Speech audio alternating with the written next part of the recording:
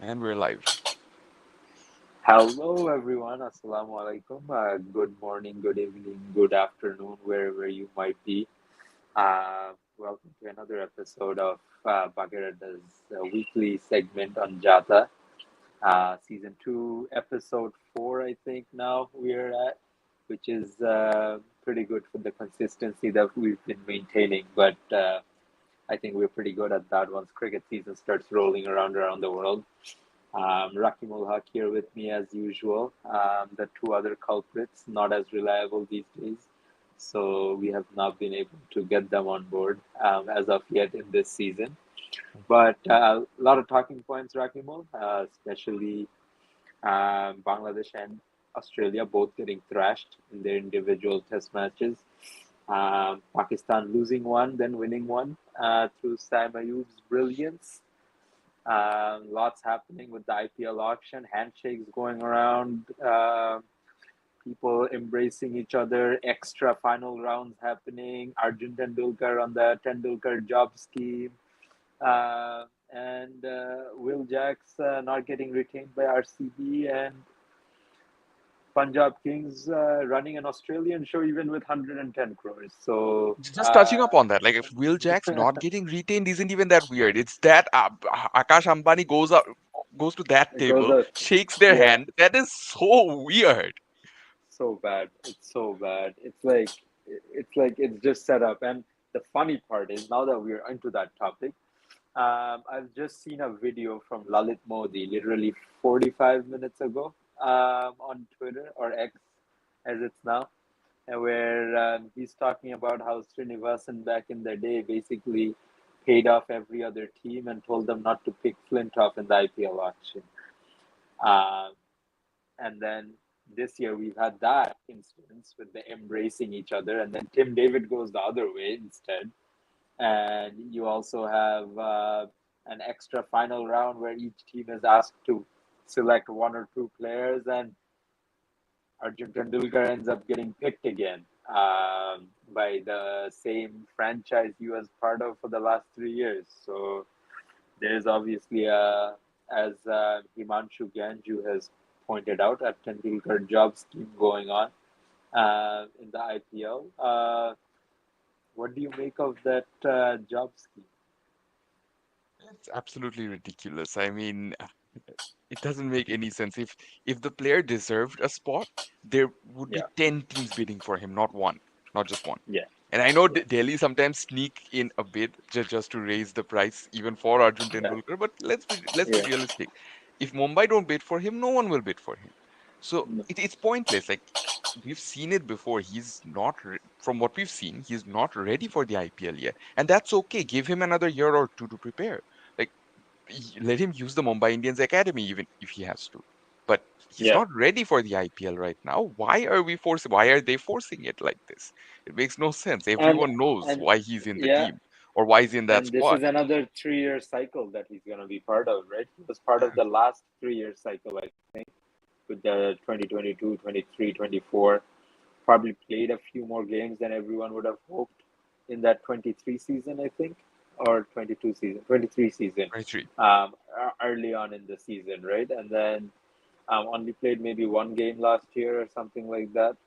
Um, but yeah, I mean, pretty comical stuff going on at the IPL with the auction. What do you make of the auctioneer? Could have done better. Like in my opinion, for such a big auction, there should be two auctioneers. They should do Right. half and Yeah, half yeah. each Yeah, day, you, and I you were think mentioning this, yeah, off air. Yeah. that's the best approach to take. I'm not just saying that because that's what we did here at Bagherata, but I'm saying that that's genuinely the best possible way to go about a mega auction. Mini auction, one person can do it, but you could see that she was actually really fatigued and tired by the end, and Yeah. it takes a Yeah. toll on you. I know, and that's not excusing some of the mistakes she made. Of course, those mistakes are mistakes, but Yeah. the IPL committee, they pour in so much money. This is the least they can do is get another They, auctioneer. Come on, yeah, it's gonna cost exactly. you nothing. Especially for that second day, right?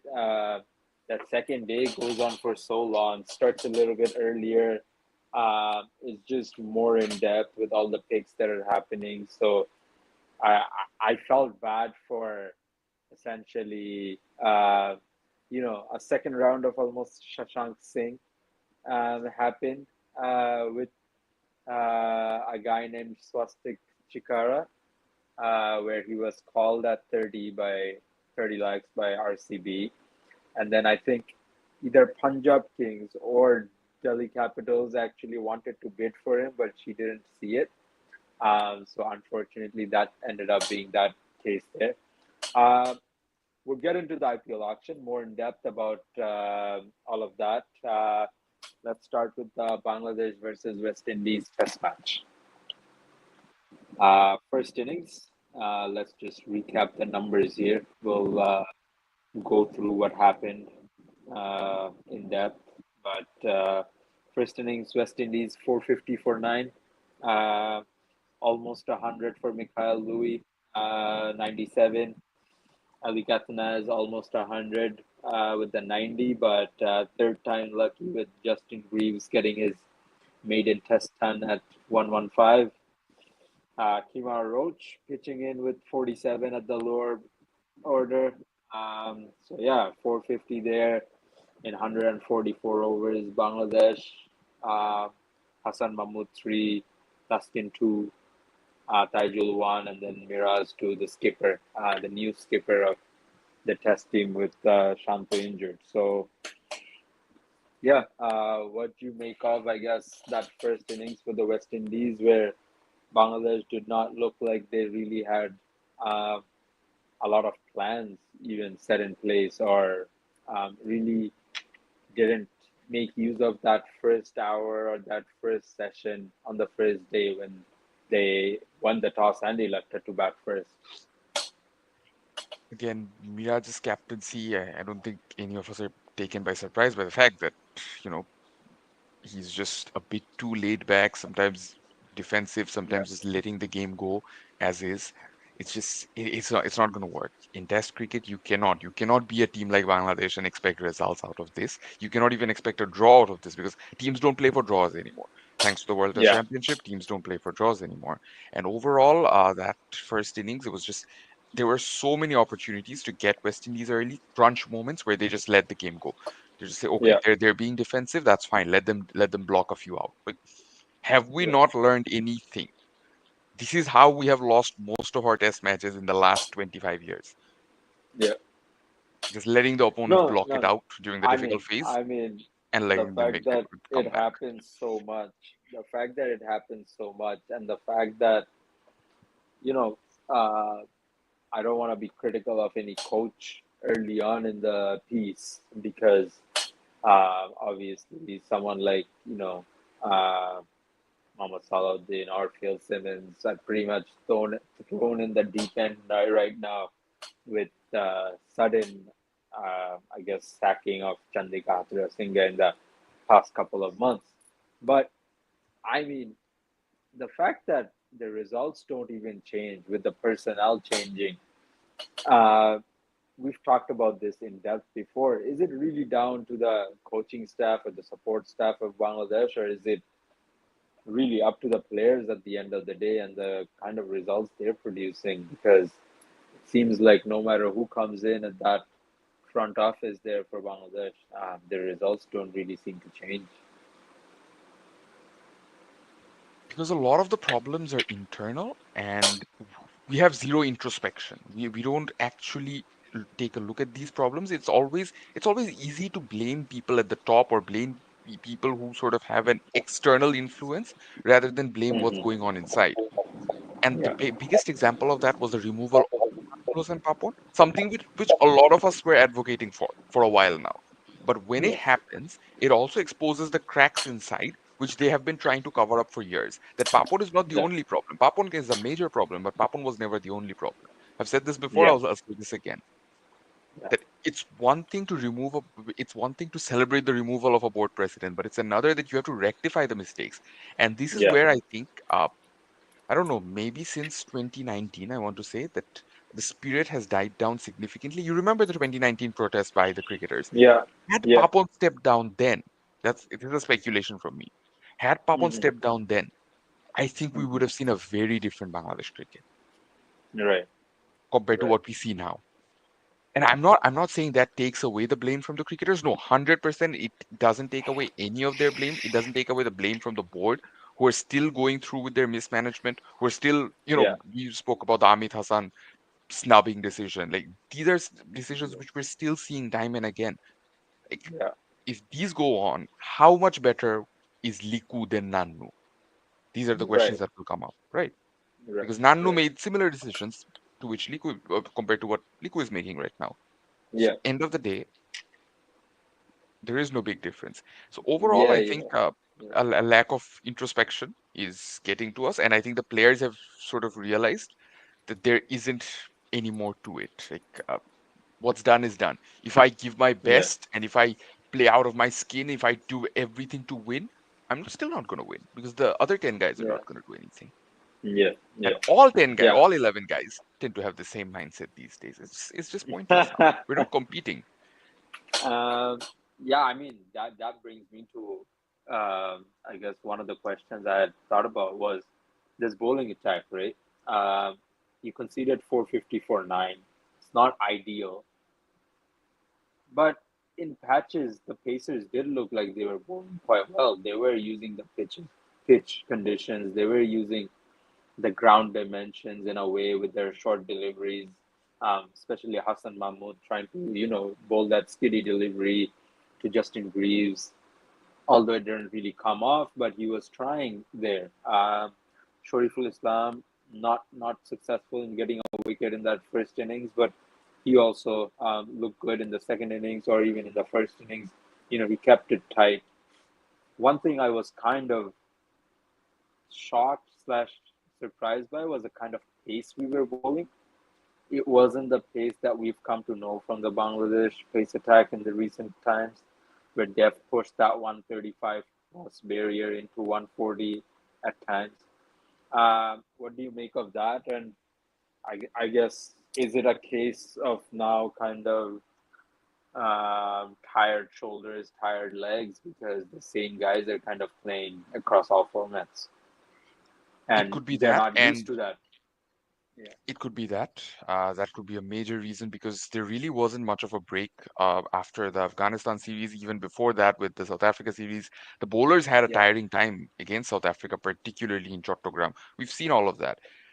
Only benefit of the doubt I can give them here is West Indies do have conditions in which you don't necessarily need express pace. Sometimes Right. accuracy is what can win you matches in West Yeah. Indies.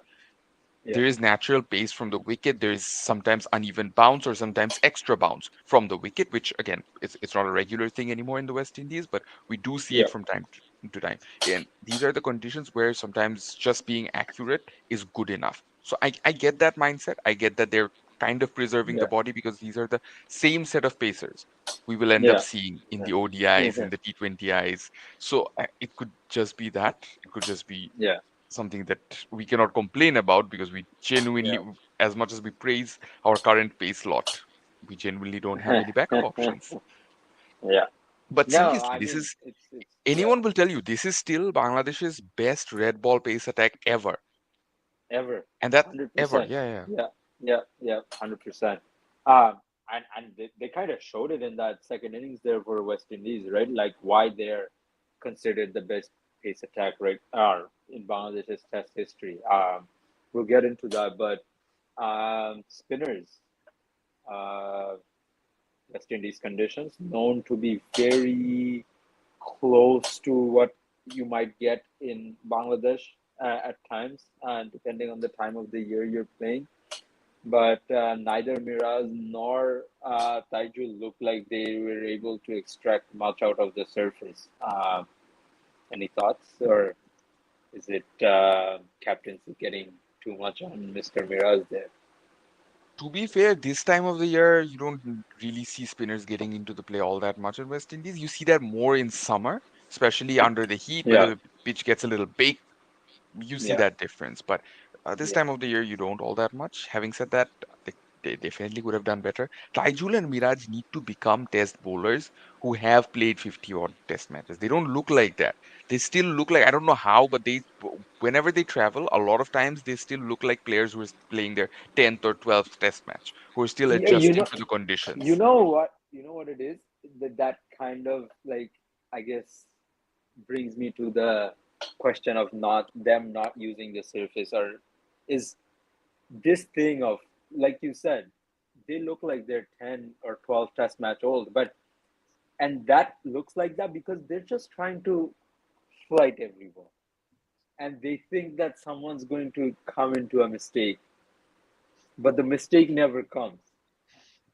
And my question is, why is that the only tactic we have to fall back on when you're obviously not able to extract anything of the surface? Like, is it a lack of confidence in yourself or your ability to try something else, or is it, they have grown up in a surrounding where they've always been around senior players or senior bowlers who have kind of told them what to do? Now that they're kind of out in the wild by themselves, they don't really know what to fall back on.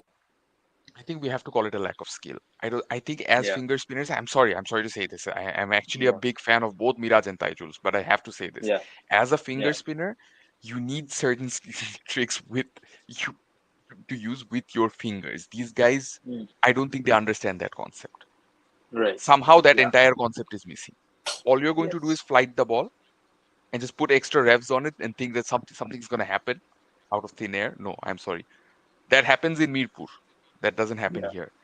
And I think this is where it's not just even a senior junior thing. I think this is where Shakib stands out because Shakib and yeah, Mohammad Rafiq are the only two finger spinners we've had who actually yeah, did something with their fingers, who had actual genuine tricks up their sleeves yeah, for these sort of yeah, conditions where they could randomly, even on a bad day, they could randomly produce some unplayable deliveries, and that's it.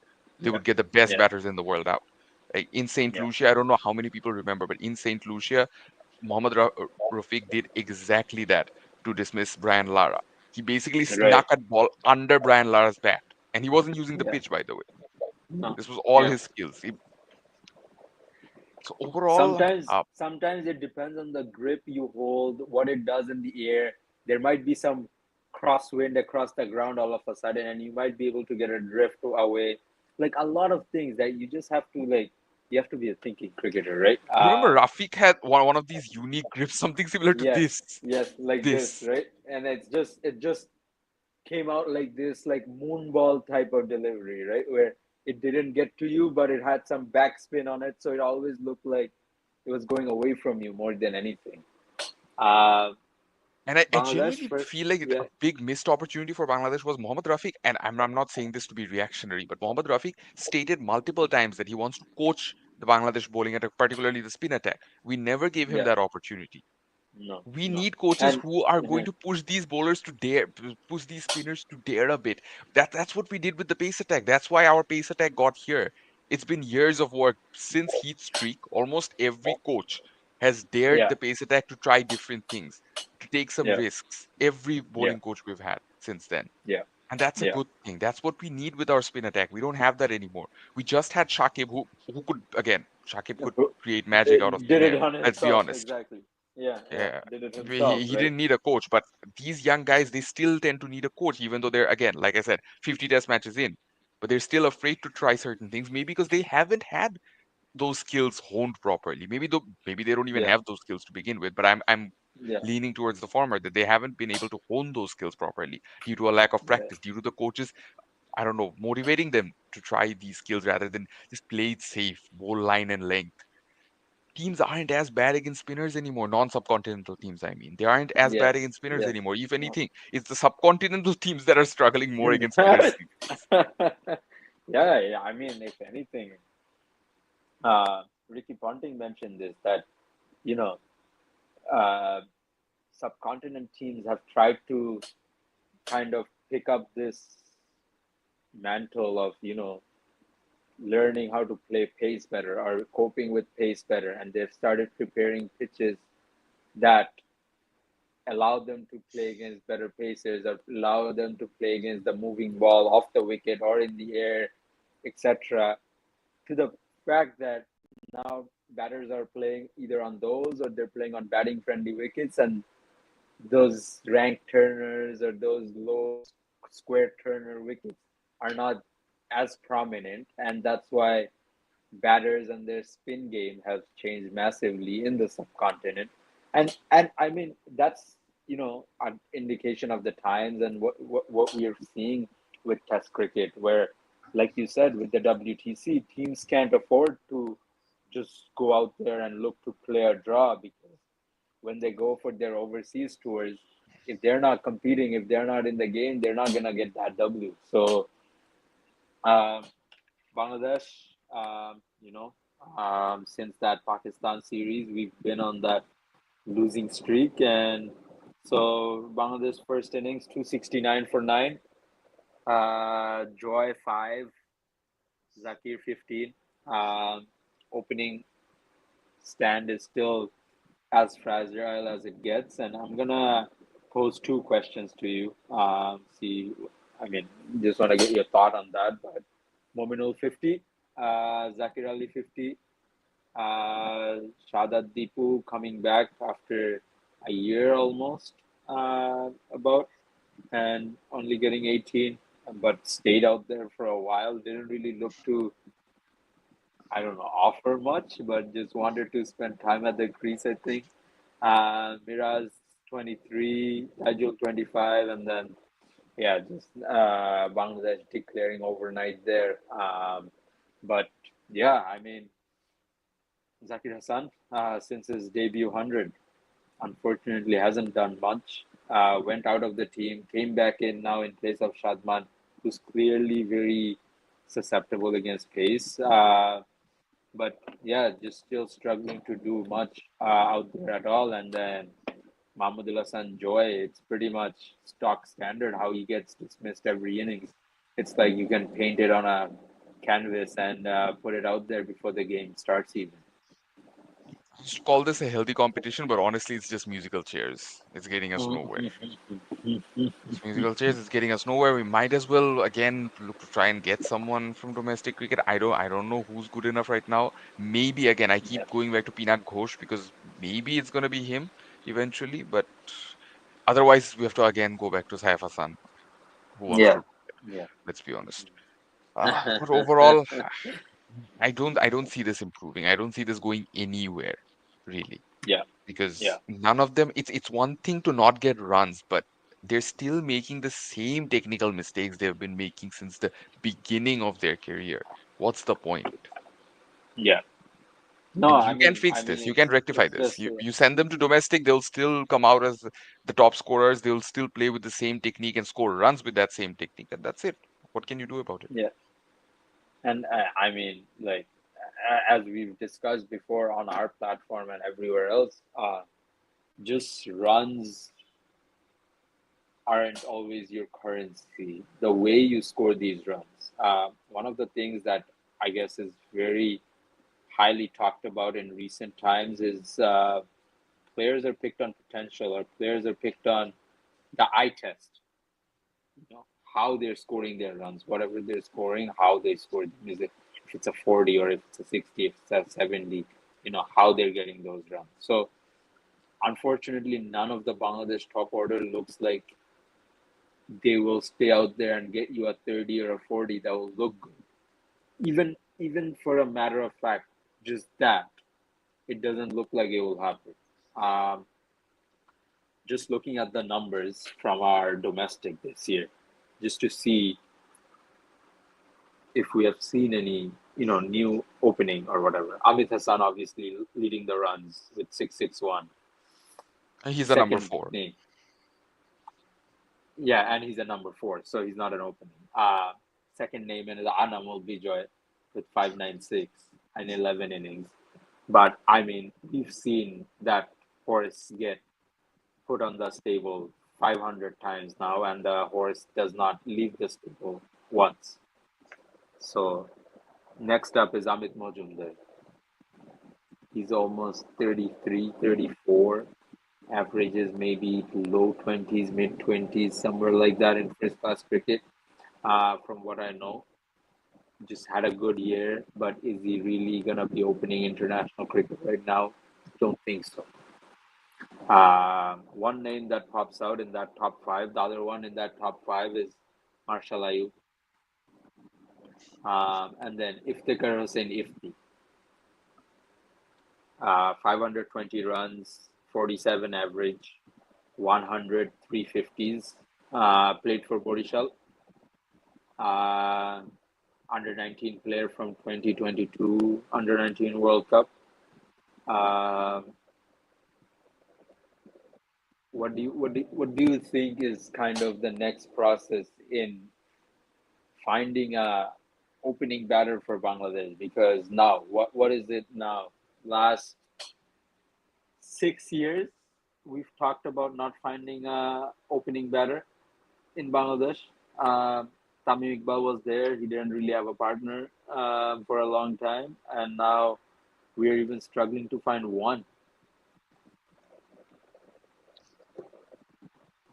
There is an idea, but I don't think it's very feasible or executable. You Yeah. have to carry out this separate selection test for openers exclusively, and you have to By use the way, the Pinak Ghosh, 368 runs, 10 innings, 41 average. Not bad. not bad. Could be. I mean, Yeah. amongst openers, I think he would still be one of Eminence the top openers. contenders. Yeah, yeah, Yeah. yeah. Yeah. Yeah. Yeah. Yeah.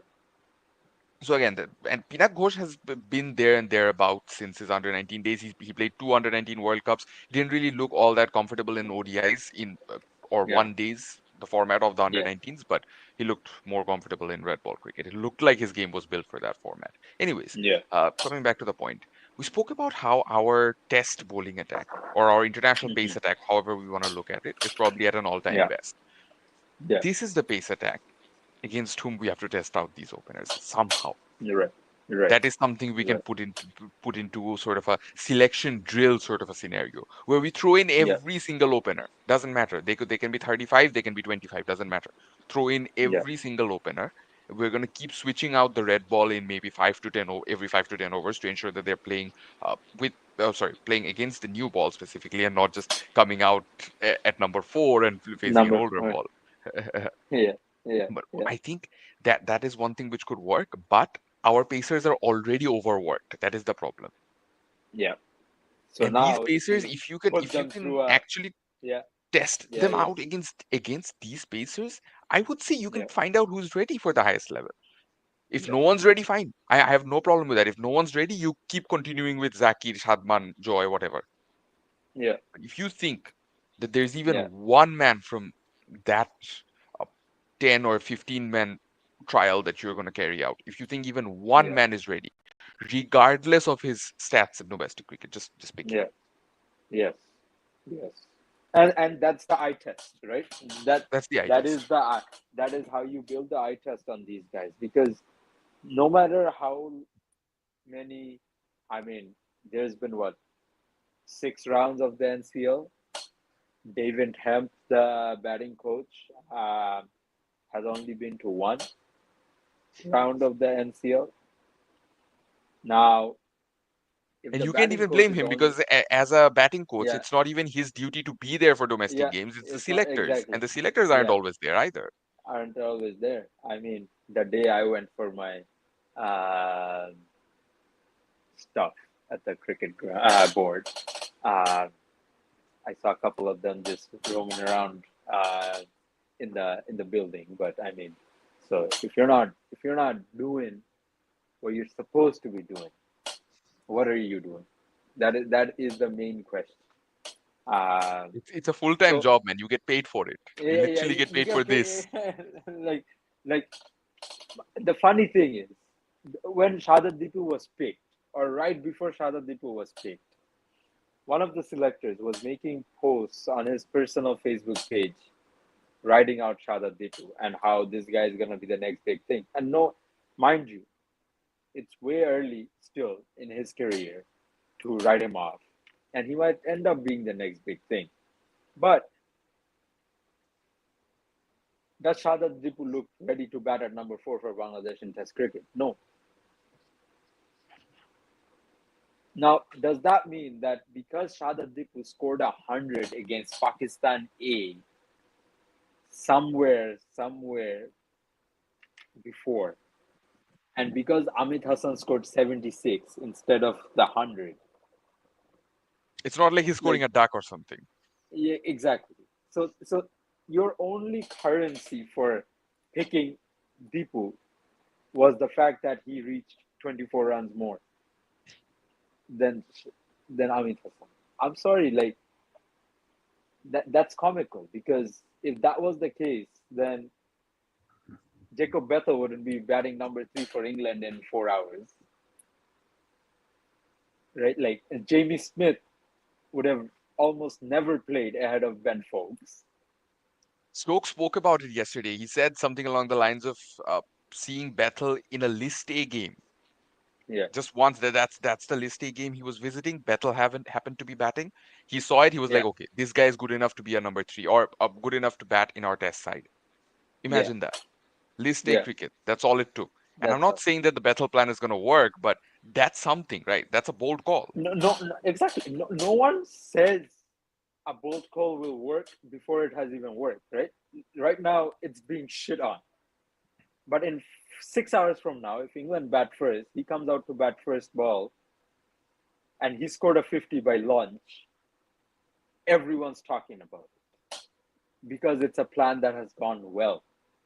On the other side, Nathan McSweeney's almost been thrown in the deep end, and unfortunately, there's not much he can do about it because he's just got to learn on the job here, or else they just go back to Never open. Cameron Can you imagine someone? Grandal. I don't think we can imagine something like this in Bangladesh cricket, where Like someone who's no, never opened in never first class open. cricket is Yeah, coming out to open in Test cricket. Like again, had this happened a couple of years ago, 3 years ago, we would have sat here criticized it, say, "Wow, how could you open with this guy? We have this guy, that guy." Right now, we won't complain. We won't we complain won't because we complain. know the regular No, openers aren't working. yeah, you just have to make bold calls.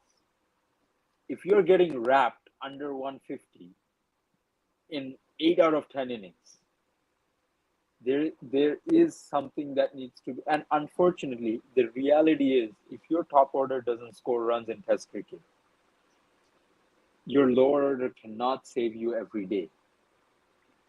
It just won't happen, and we've seen that across every Test match that has been played in the last 60 days, maybe.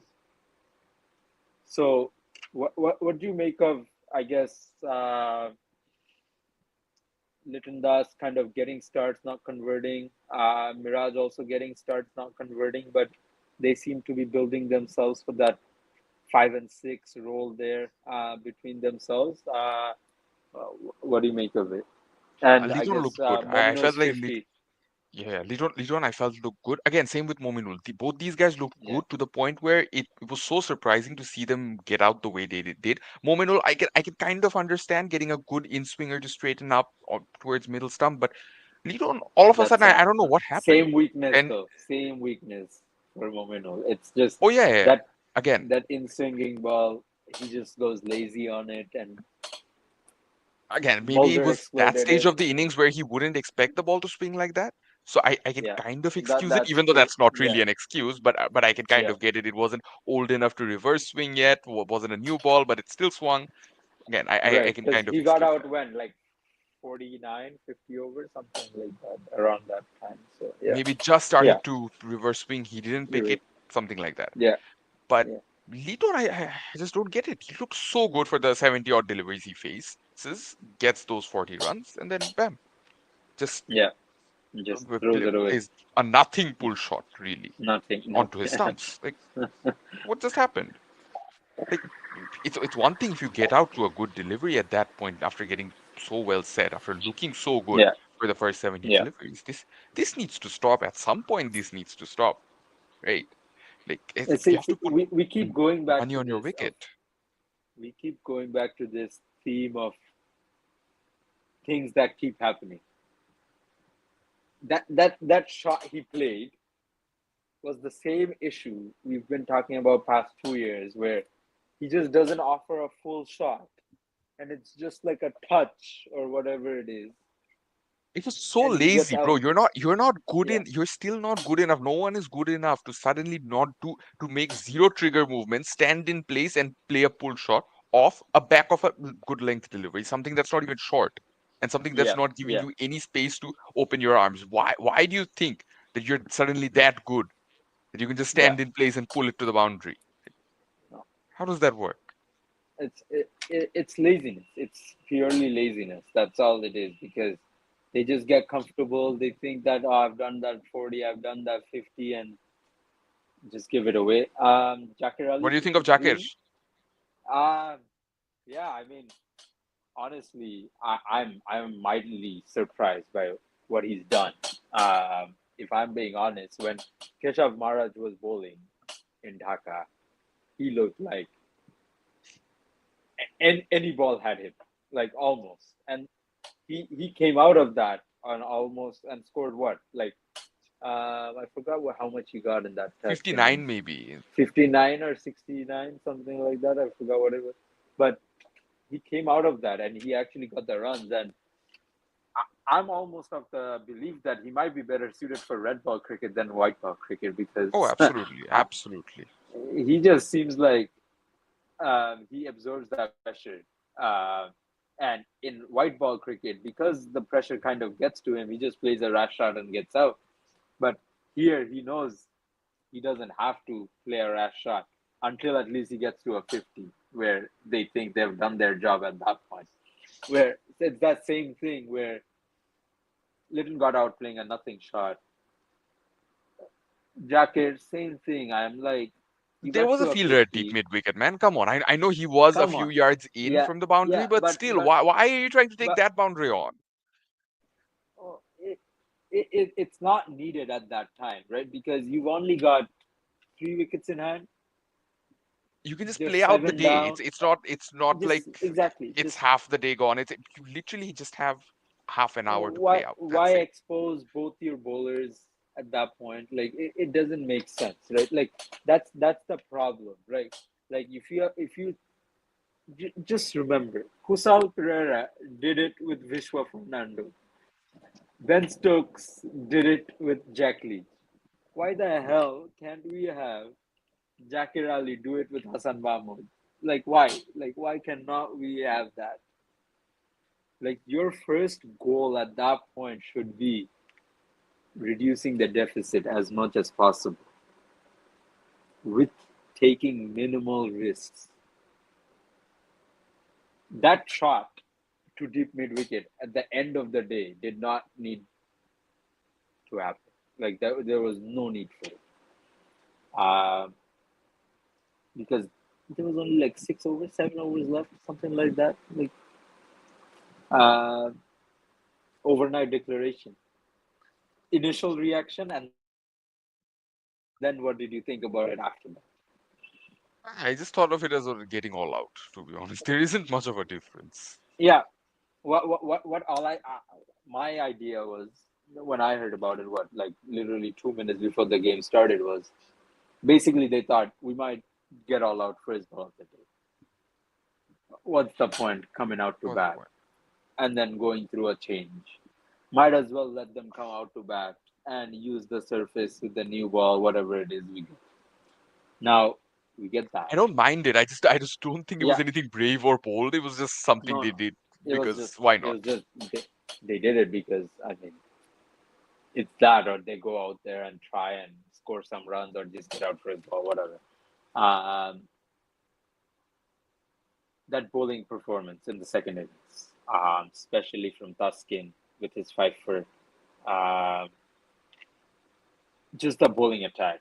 Like, talk me through how you felt they took on that challenge of kind of keeping that target as low as possible rather than having the game completely blown away.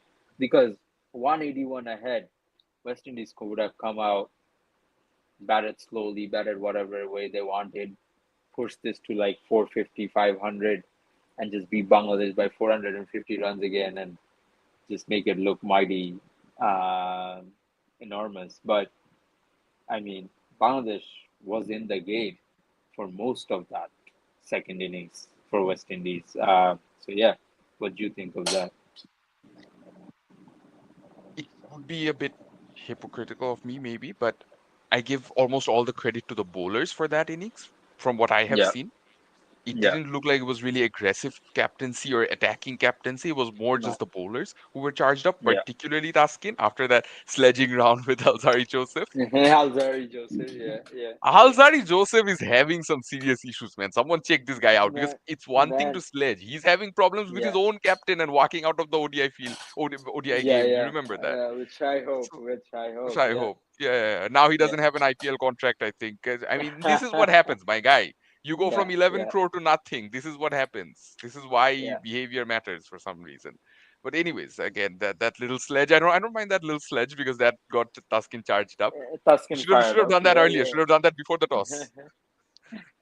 Should have done it while they were marking out their bowling marks before day one, get him riled No, up but at in that all point. seriousness, I felt like the bowlers were charged up. They didn't want to let the opportunity go. They didn't know when the captain would take them out of the attack, so they did their best to keep at it Yeah. every delivery almost. And it was really good to see to not give West Indies any breathing space whatsoever. West Indies themselves also looked a little too relaxed, I would say, on that last day. Yeah. Oh, sorry, it was the Yeah. last day or the Second, fourth second, day. second last day, fourth day. Second last, Yeah. the fourth day. So they also looked a little too relaxed, and it felt like they knew that they aren't going to lose the game from here realistically, and they didn't. So overall, I want to say it was a very good bowling performance in that innings, but at the same time, it wasn't really high stakes or anything like that. Like if we Yeah. compared to, let's say, a similar situation and all the bowlers perform well, one particular bowler gets 6 wickets, and that's Mount Maunganui. Over there, it made a world of difference World of because difference. New Yeah. Zealand knew what was at stake. Bangladesh knew what was at stake. Yeah. It made a massive difference to get New Yeah. Zealand out in that sort of a score. Similar score to what we saw this time Right. from West Indies, but again, not really much of a difference. West Indies knew how easy it is to outbat Bangladesh, and Bangladesh, we checked this out. Bangladesh had to beat a generational record pretty much to chase this Yeah. fourth innings target. They would Yeah. have to break a record which hasn't been broken since 1978, I believe. So no, no, that's not happening. No, no, no, no, no chance for this batting order at least. Um, but no, I mean, happy for Tuskin. He's finally got that first five first in Test cricket. It's been a Almost long time happened against coming. Afghanistan. There was a wrong no ball decision or something that Yeah, prevented it. yeah, yeah. Yeah. Yes, I remember. Yeah, yeah, yeah. Oh my God, that's been a long time. It's crazy. But yeah, I mean, 6 wickets there for him. So yeah, I mean, congrats to Taskin Ahmed. But Shariful looked good for his spell. Looked like he was troubling them. Um, I feel like Shariful still needs to sharpen up a bit. I think he's still struggling with the injury he got earlier in the year, yeah, yeah. It's and just he's not still landing the same from what I no, no, no. felt. Yeah, And being a three format bowler takes a lot of adjustment these days, and he doesn't really know. That's the weird part. He doesn't really know which format he's regularly going to feature in, which format he's going to be rested from. Like, yeah, there is no guarantee right now in Bangladesh cricket as to what happens with whom. So it's going to be a challenge for him to adjust into this, and I think there's some healthy competition going on. So he knows that yeah. he has bowling partners to support him. He doesn't have to be the lead pacer in any format, but he's also Anything. capable of being that. At least in white ball cricket, he's very capable of being that. So it'll be interesting Yeah. to see how things transpire with him going into the second test. Um, Captaincy wise, when you've already decided to declare or put the opposition into bat, why are we not more energized, or why are we not as a team like breathing down their necks, like rattle them, like catches are getting dropped, body language is dropping because one ball is sneaking through the slips cordon for four. Like, why is that happening? It's the lead. Yeah, It's definitely the lead. The lead always yeah, gets to us. We've seen this before. It could be a 10 yeah, run lead for all that. yeah, It yeah, would still yeah. get to us. And a 180 plus lead, come on. Come on, The fielders knew Bangladesh. that there was no Yeah, chance. The yeah, fielders sometimes think, okay, if we can get them out for 40, then maybe Yeah. 220 would be a realistic target for us. That's not happening, right? Let's Right. be honest. Right. Even with that good bowling performance, 132 is an easy score that West Indies get to. So 40 all out is Yeah. not something that's happening. Well, what I had said was in our group chat was, oh, these guys declared. What are they thinking? They're gonna bowl them out for 60 and come out to chase 240, right? Uh, so Bangladesh second innings, Zakir was gone. First over for Doug. Joy six, almost stock standard. His dismissal, edge to slip. Mominul 11, Deepu same thing, just four. Litton 22, again outplaying a nothing shot, just literally into the laps of Alzari Joseph at deep fine leg. Mehdi Miraz 45, Jakir 31, and then nothing else after that. What do you make of, I guess, that number four, five, five, six, seven, and the runs they got to get Bangladesh to 132, I guess, something respectable. Not really. I mean, you lost by 200 runs, but yeah, Miraj, is he finally coming of age as the batter fully now? We have to expose him more to that number six spot. Right. Otherwise, this coming of age thing just won't happen. We can't take one or two innings and say no, he was better off as a number seven, better off as a number eight. That just doesn't work. We have to turn Yeah. him into a number six. And this whole discussion that Miraj is going to be Miraj is not good enough to replace Shakib, bro. No one is saying Miraj has the skills to do it. No one is saying Yeah. Miraj is Yeah. at the same level as Shakib. But having said that, we've had a lot of these young guys who were supposed to support Shakib till the end of his career and then take over. It started with Yeah. Nasir Hussain, then we had Mosaddiq, then we had Afif. We had a lot of these guys. None of Lot. them stood the test of time. None of them did. Only Yeah. Miraj did. Yeah. And Miraj is automatically the lead all rounder in this team to the point where tomorrow, if you can get Shakib back, it won't make a difference because Shakib, we know what's happened to him. Yes. Even politics Yeah. aside, like some people think that we're sidelining Shakib because of politics. No, man, put politics aside. Shakib is just Yeah. not good enough to play at this level anymore. Play He's that. just not. Yeah. No, the He has numbers are nothing to not offer. stacking up anymore. It's simple. It's the. I mean, he's gone from marquee first few pots in the IPL auction for 13 years to not even getting called up from 61st spot now. Uh, that tells you the story, right? Like it's pretty obvious how far he's fallen off, and it's unfortunate. No one's happy about it because for anyone who's followed Bangladesh cricket tour through the 21st century, one thing you would have wanted, one thing you would have hoped for from the first day was this guy should get a nice retirement on head held high, performing still at his best, and going out having left a legacy of 20 years in international cricket. But unfortunately, it just hasn't happened, and that's just cricket. I mean, sport sorts you out in funny ways sometimes, and that's a matter of fact. Uh, And the West Indies off-field is bowling. decisions Yeah, that he has made, I mean, yeah, I don't want to call them antics anymore. They're decisions. You and I, we were yeah, in Toronto as well. We were at the yeah, T20 games as well. We yeah. know that it's one thing to none of us criticized him for playing the T20. Otherwise, No, Shoriful would have also gotten criticized. That was never the exactly. problem. You're a No, cricketer, you're playing. You're playing away from home when your country is having some problems. I get that. But yeah, for you to do what you did, for you and your family to post that picture at Toronto Zoo, yeah, everyone knows, even the people blindly supporting you still know exactly what yeah, was going on behind that post, exactly why you yeah, posted it. When the yeah, country was at an absolute, I don't know what to call it. Calling it rock bottom would be using a nice term. I don't know what to yeah, call it because the country was yeah, burning, man. You're a yeah. member of the parliament. There were people wearing Yeah, your jersey, yeah. bleeding on the street, Literally young bleeding. boys. Yeah, yeah, yeah. I don't know what else to say. And this And is what you post. This is how you and he try to was, justify your silence. You're fighting with the crowd when you're getting called out. yeah. And he was He deserves saying, like "Oh, they'll I'm bring sorry. it under It's just control in 2 days." No, no, no. I have never seen someone deserve a downfall as much as this man. I think it Yeah, still boils my blood. Everyone yeah, knows how massive a fan I was.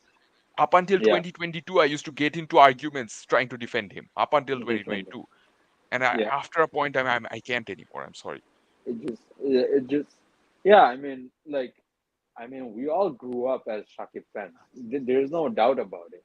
Sometimes there's Facebook memories coming up on my memory section where I'm like, sharing posts and like the captions and I'm thinking like 2024, there's no way I would have written that for this guy. It's impossible.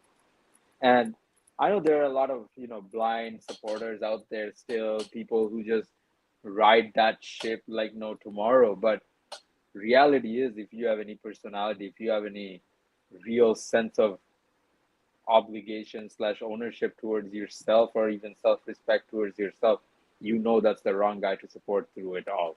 Um, so West Indies' space tech, it's taking shape. It's taking shape nicely, this five-man attack. A lot of different varying bodies in there, a lot of different options in there. Couple of quick guys, couple of line length guys, someone who can also push batters onto the back foot, and then Justin Greaves just adds that extra almost Cameron Green type of role in there. And an evergreen Kimar Roach is just always there, Man, always just there. keeps coming back. Just keeps coming back. I mean, we know this bowling attack was good enough to win a test match in Brisbane of all places. So we Yeah, know that this is a very capable attack. It's just that West Indies haven't lost. I don't think West Indies have lost a single Test match in this particular World Test Championship cycle due to their bowling attack. It was no, always the batting yeah, that let them down. And I think this bowling yeah, attack is fantastic. It can any other team having this sort of a bowling attack right now, given the yeah, way players deal with pacers in certain conditions, I think could become a top contender in Test cricket. It's just that the right, batting is very unstable, and that's what pulls them back a lot of times. But the bowling, as you said, I would say this is a near perfect pace attack. I would even go as far as to say that they don't have to regularly include a spinner. Gudakesh Moti is fine, but Moti now yeah, becoming a three format player means that there's a lot of pressure on him, and yeah. it's okay. I think it's okay to not push him to become a regular in the test. Yeah, he didn't play this test match essentially Yeah. because he's playing the GSL, right? Uh, so he was allowed to do that. But But I I mean, if you agree. think about it, he was an auto choice in the playing 11 up until August. I think that's when they Yeah, last played a test series against South Africa, and he was yeah, basically an auto choice till then. yeah. So I've seen some varying comments in West Indies cricket Twitter space, etc., um, where people are saying essentially, big man Rakeem Cornwall is still topping the charts as spinner in West Indies domestic cricket.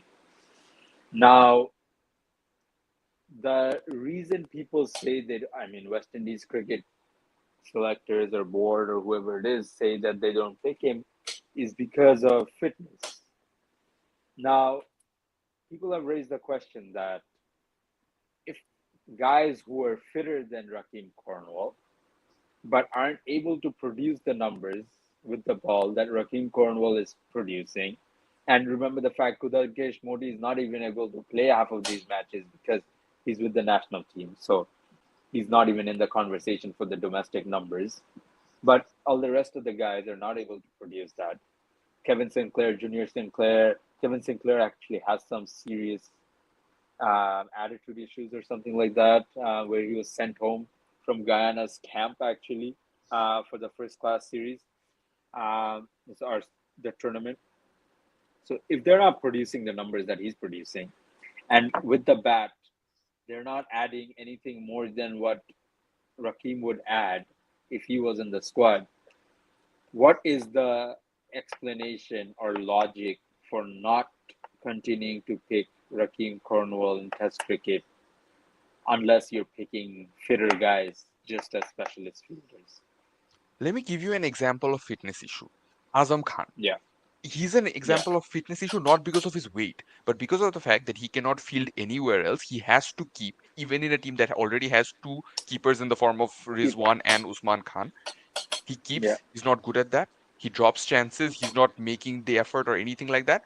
He's not good enough. He's unfit. You can call him Yeah. unfit because of what he's doing Yeah. on the field. Rakim Cornwall, from what I have seen, from what most of us have seen of him in Test cricket, he's the opposite of unfit. He is giving Yeah. you as many overs as you need from him, literally as many overs. It's Yeah. not an issue at all. He feels in Yeah. the slip cordon, and he's pretty darn good at that. Good at it. Yeah. Yeah. Yeah. Safe as buckets. If it, yeah, sure, he doesn't have a big diving range, but does he have to dive? Think about it. No.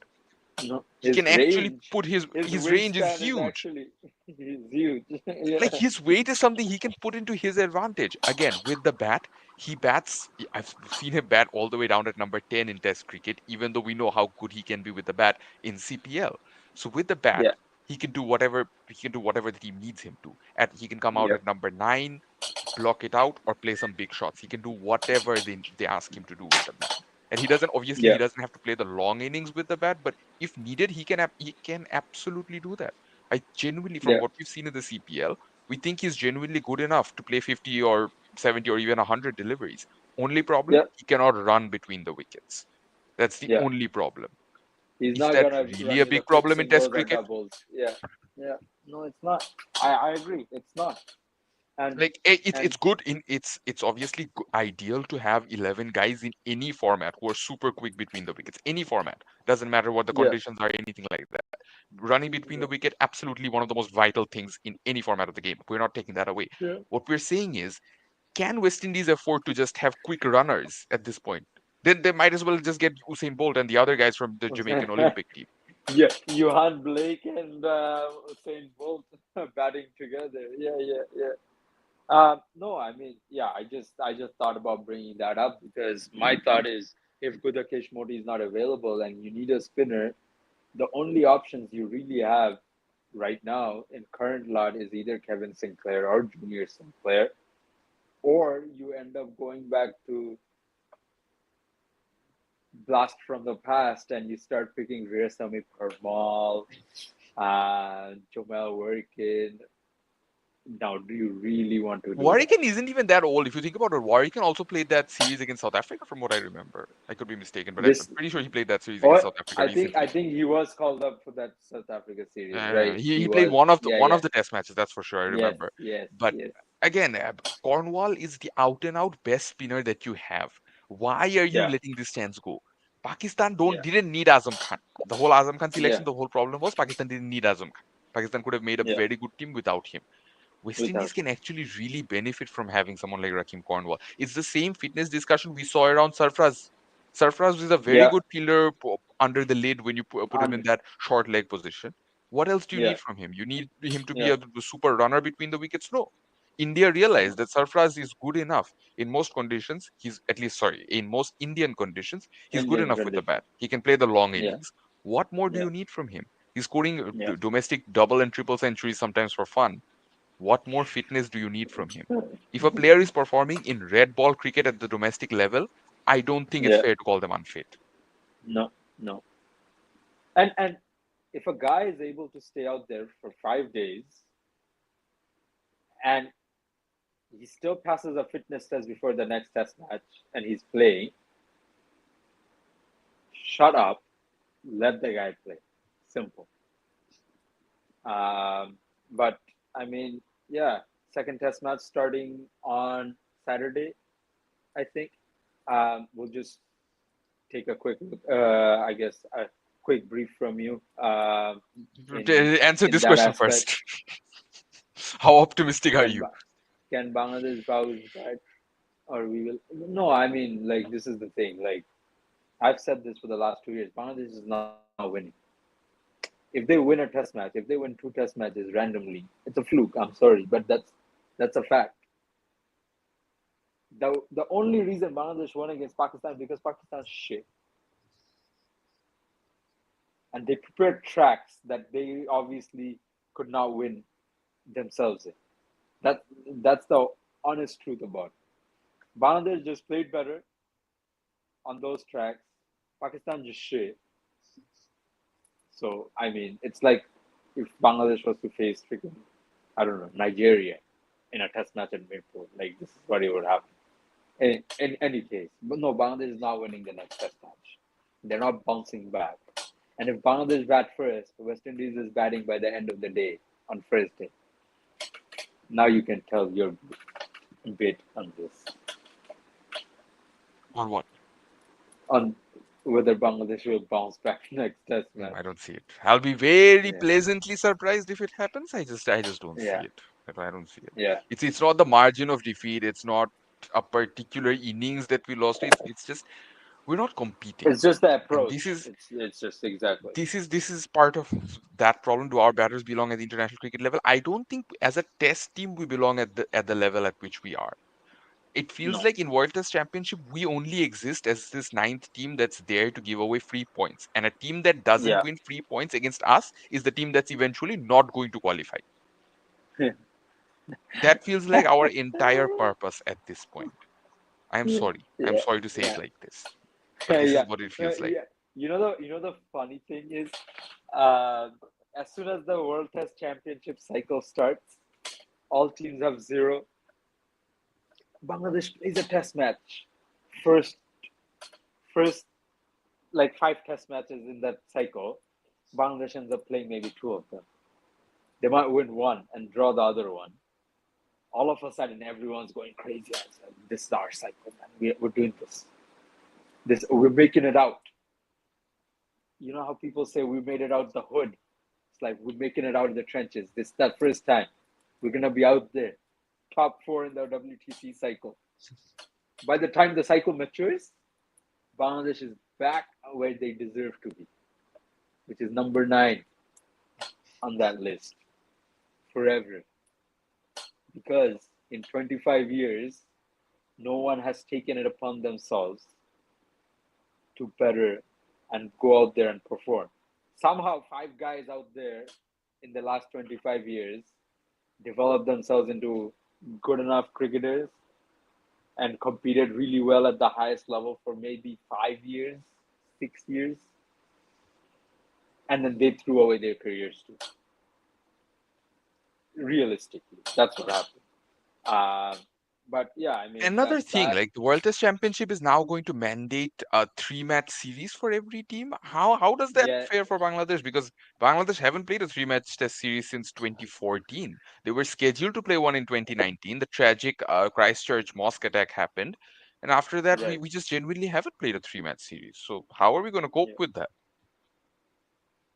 I mean we're barely coping with 2 match series, so I don't even know how we're gonna Why cope with is the this rule 3 match. even being implemented? I don't get it. Two-match series is fine for World Test Championship. If anything, just No, work on. no. They won't be able to do that. The big three You need to know, you stop know, playing so many five-match series. the That's only literally all reason that they needs did to this, happen.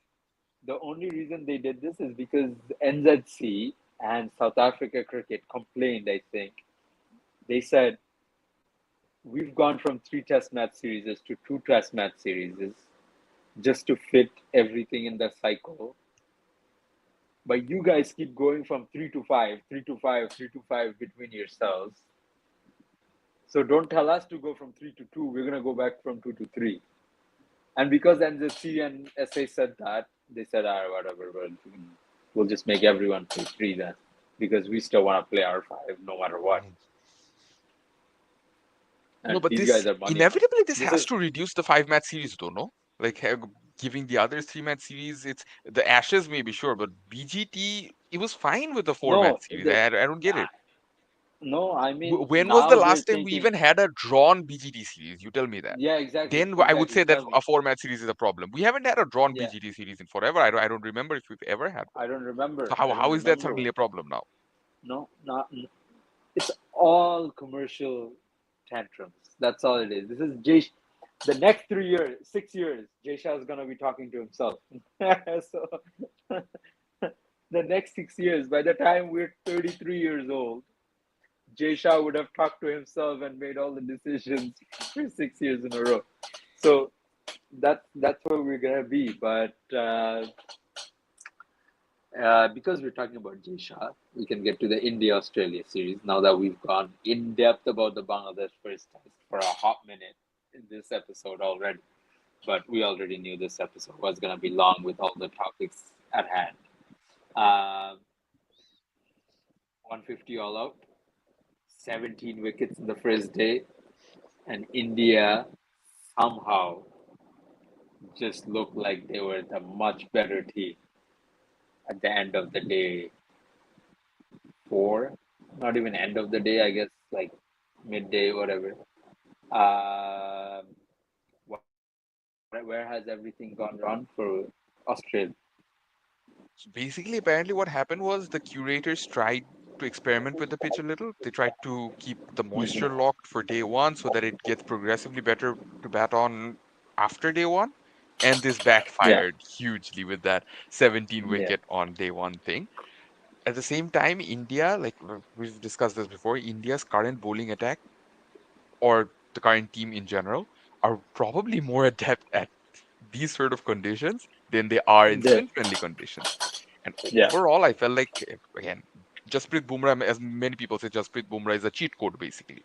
He can get yeah, anything done. yeah.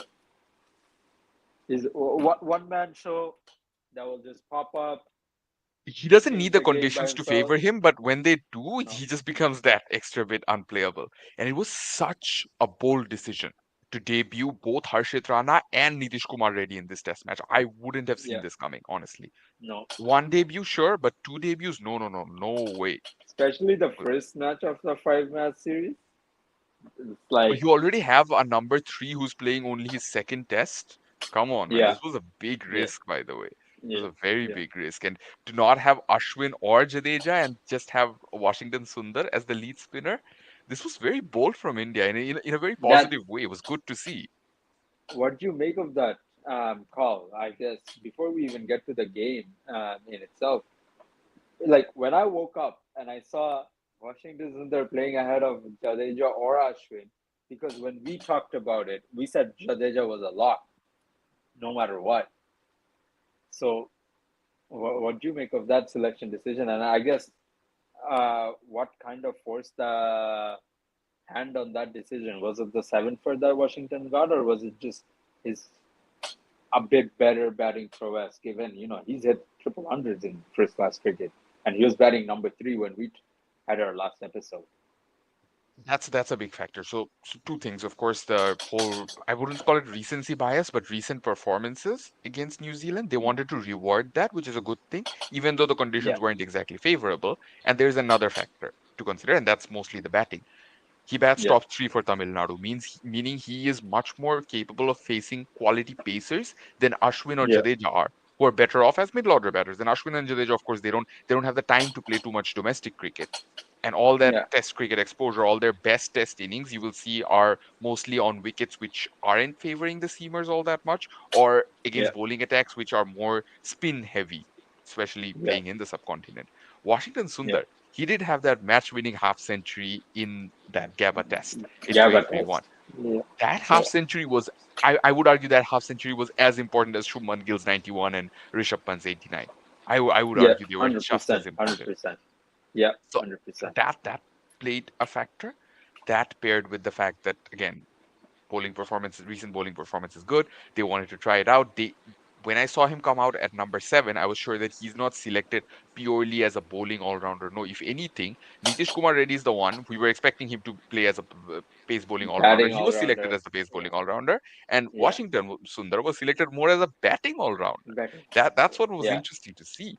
So yeah, overall, I felt like it was a bold decision. It was a bold decision that worked out terrifically well for India. Having said all of that, Washington Sundar did not have that big of a role in the game either. So you could argue that had Jadeja played or had Ashwin played instead of him, it wouldn't have made that big of a difference because it's really the Pacers, the Indian Pacers, who yeah. did their thing eventually. Right, But right. overall, playing Sundar, it allows you to sort of, give him a different role. Jadeja or Ashwin, you sort of have a fixed role for them. You know that after Yeah, a certain number of overs, Ashwin is going to come into the attack, guaranteed to come into the attack. yeah, Against certain yeah, batters, you're guaranteed to bring Jadeja into the attack. With Sundar, yeah, it's different. You can be flexible. Jasprit Bumrah has the option to use him however he wants to. And it's so interesting to Yeah. see. I mean, I am always fascinated by fast bowlers as captains, but the F- one problem is usually when fast bowlers become captains, like Pat Cummins, they try not to be lead bowlers. Because being the lead yes. pacer and being the captain, you would think those two roles go hand in hand. They don't. Yeah. No. It becomes very difficult. Because So now you're it's actually yeah. good to see that Bumrah can Yeah. actually easily do both. Yeah. Having said that, he's going to find more challenging situations, more challenging games going ahead. But I don't think he's captaining from the second test onwards because Rohit has already arrived. He was there in the Yeah. dressing room Yeah. Yeah. during the Yeah. first Yeah. test, No, so he has he was arrived. So I don't he's think there back. is any He was problem. back in Perth itself, so he's Yeah, gonna be back into that lineup. Uh, I mean, that first innings, Nitish Kumar Reddy scored a 41. Rishabh Pant got 37. 150 all out. No one else really did much. KL Rahul stuck it out there, finally coming just gonna back. ask you something. So do you think Yeah, on that note, Rahul batting three the next test? I feel like he's probably gonna be batting three. They gave Devdutt a game on the back of that knock he had against CA11, and they just thought he was a bit more equipped than Abhimanyu Eswaran at this point to even face Australia's bowling lineup. And fair play to them, I think. I think that was the right call that was made. I was surprised Surfraz wasn't playing, but I think we saw that coming once um, the couple of days before the test match they started preparing and everything. Jurel was So confirmed yeah, to be picked, so Jurel could you know that exactly. they're going to So go with one wicketkeeper and one wicketkeeper as a specialist batter. as So you know yeah, that Sarfraz's spot is yeah, iffy. is if yeah. So yeah, I think Kale basically slots down to three, and Rohit comes back to open, and Devdutt goes back to being, I guess, reserve batter with Sarfraz in that lineup. I unfortunately Abhimanyu Yeswaran so close yet so far. It's just gonna be a story for him that he just doesn't end up making a Test debut unless 2021 strikes again and four guys end up getting injured or sick or something like that. And, at that time, Australia had a lot of other COVID rules that don't apply anymore, right? So flying in someone within 24 hours won't even be an issue. So a lot of factors will go into play. So yeah, I think KL just slots into three, especially that 76 he hit was massively good. What do you make of Nitish Kumar Reddy? No pun intended. He's ready for this level of cricket. Yeah, He's only 10 ready first and class matches, sorry, I think. Only 10 first class matches, I think. Or hmm 24, sorry. 10 first class 24. matches for Harshit Rana. Harshit Rana. Harshit Rana selection, to me, it took me by surprise. I thought they would play it safe and go Yeah, with Akashdeep, even though Harshit fits better in these situations. He hasn't had that much red yeah, ball time, as you can tell, with only ten games. And basically, his yeah, selection was fast tracked because of the IPL he had and that extra yeah, aggression they saw in him, even though that kept getting yeah. him fines every game. Every game he was getting a fine. Yeah, yeah, yeah, yeah, But really, it was good to see Harshit Rana perform the way he did. He made full use of the favorable conditions. So did Siraj. We were talking about how Siraj will definitely be a different breed or different beast altogether when it comes to yeah, Senna conditions. He's just not yeah. as adapted, the subcontinent, and that's As fine. yeah, That's fine. that's fine. That's fine. Yeah, Not you everyone's going to can be a Jasprit Bumrah where they can just take the pitch out of the equation and bowl however he and just wants bowl to. whatever they Not want everyone's to. going to do that. Yeah, and you can pick horses for courses almost nowadays, right? It's not like Bangladesh where you're set to four guys and only four guys who can do it. They have other options. Bowling point of view, Stark only two, No, sorry, just to Cummins answer only your two. point on Nitish Yeah, Kumar Reddy, I think I missed that yeah, already. yeah, So Nitish Kumar yeah, Reddy, he only had one first class century, I believe, before this. But the one advantage he did have is that exposure at the IPL, facing some quality yes, bowlers the way he did, yeah, playing in sometimes playing in difficult situations. Sunrisers Hyderabad didn't need him all that much, other than times when they were a few wickets down early on. And Yeah. playing in those Yeah. sort of conditions kind of prepares you mentally as a batter. And technically, we saw that he was fully prepared for any bowling attack. Anybody. That helps hone Yeah. his batting skills and his bowling skills. Something we absolutely did not see at the IPL is something he's been working on since the beginning of his career. And that's what sort of was the benchmark of his red ball career. So Yeah. overall, it's not really a surprise that he did well. If anything, we probably would have expected more with ball in hand. He didn't have to do all that much. We probably would have expected more with Yeah. ball in hand than we did with bat in hand. He performed just the way the team That's needed him. so A Ravi bit Shastri lucky said, yeah, yeah, with yeah. that Go on, go on. Stark delivery not reviewing, and then I think Pat Cummins dropped a catch. So a bit lucky, Yeah, but yeah, luck yeah. goes your way in these sort of situations sometimes. Ravi Shastri said he might end up being batting all rounder more than a bowling all rounder. So I guess watch this space and we'll see how that turns out. That's how Hazelwood Ravi's 4 for career went, right? Started as a bowling all right, rounder. and then started batting what opening at number three, so yeah, I mean Joshy Hazelwood 4 for in that first innings. Uh, Looked really good, honestly. Very good. Just hit the right lands, right areas, just made the ball talk. And when he's on song, the Australian bowling attack just looks mighty different. Not much else there in that first innings, but Australia's first innings, 104 all out. Kawaja 8. Next we need 10. Marnus Smith 2-0. Nothing really from Marsh, Head, or Cummins. Carey 21, Stark 26, and then just, yeah, I mean, 104 all out. Marnus and Smith, what do you do with the lack of form? Safe concern. And I think Marnus' strategy in the first innings was to tire out the bowling attack against something that would have worked very well against India a few years, not few years, maybe a decade ago. You think back to the Yeah, BGTs of 2011-12, where the bowlers would come in and bowl some Praveen really good Kumar's. spells and then completely disappear Yeah, because they yeah, couldn't hold, they didn't have the stamina to keep bowling in that correct line and length or keeping up that pace. yeah, None of those are issues with Jasprit Bumrah. Harshit Rana is quicker, naturally quicker through the test match or through an yeah, entire day of test match more than any of those other pacers because he can yeah, maintain that pace. Mohammad Siraj can yeah, maintain that pace. He can maintain that accuracy throughout that test match. And like we keep going back to that whole point, Bumrah is a cheat code. You can bring him in whenever, in whatever conditions, no matter how old the ball is, no matter how new the ball is, he can create yeah, magic out of thin air. So yeah. overall, this whole strategy of seeing out the Indian bowlers is not a strategy that works anymore. And No, I don't know how Labuschagne missed that memo. Overall, these two batters are struggling, and they have been the backbone of Australia's batting lineup for a good 4 or 5 years. I'm saying yeah, 4 or 5 since years because Smith's been 2019 around. almost. Yeah, yeah. Smith's Yeah, been around much yeah, longer, but Labuschagne not that much. And Marnus needs to do better to build a legacy for himself before he yeah, either gets dropped or has to retire or whatever it is, because this isn't it. He was supposed to be a lot better than what his current numbers would what? suggest, what his current approach Yeah, would suggest.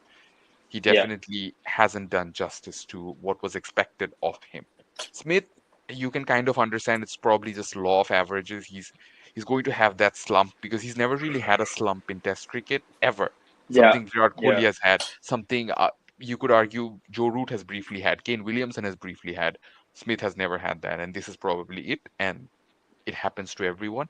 It's yeah. unfortunate that it's happening at the end of his career where it's most difficult to recover and make a To comeback out of recover. this. Yeah, But Smith yeah, has also done enough to warrant that auto choice tag or warrant that spot permanently for himself, yeah, regardless of yeah, whatever is happening around him. Labuschagne, yeah. not that much. I'd be worried if I were No. him and try and recover by this second test. Well, what do you, I guess there was a couple of ideas thrown out there that some of these guys that are out of form could have played the 2 day match that's there between India and the Prime Minister's 11. And yeah, I mean, Australian selectors basically decided against it. Do you think it would have helped them, or do you think they just don't need any more exposure to that Indian pace attack to ruin their confidence. Or, these are changing times. They should be ready to go for a battle at any time. I think they should have played because game time, never underestimate game time. You remember, just going back to the last few BGTs that Australia won, Yeah, they always had game time going in to the BGT, and it's been a while since they won, right? Like 2014, 15. We have to go all the way back to that. They had quite a bit of game time before that. 2011, yeah, 12, one of the most iconic uh, BGT drubbings that India faced. Australia yeah. lost a test match to New Zealand after years in home soil, of course. Home soil. Yeah, That Hobart test, David Warner gets his first test century, but Australia end up losing. Uh, Terrible situation, terrible start to the summer for Australia. But the fact that they had two test matches against a strong New Zealand side meant that they were yeah, mentally prepared going into the BGT, or at least in the run of things for Test cricket. Like they were warmed up, if you will.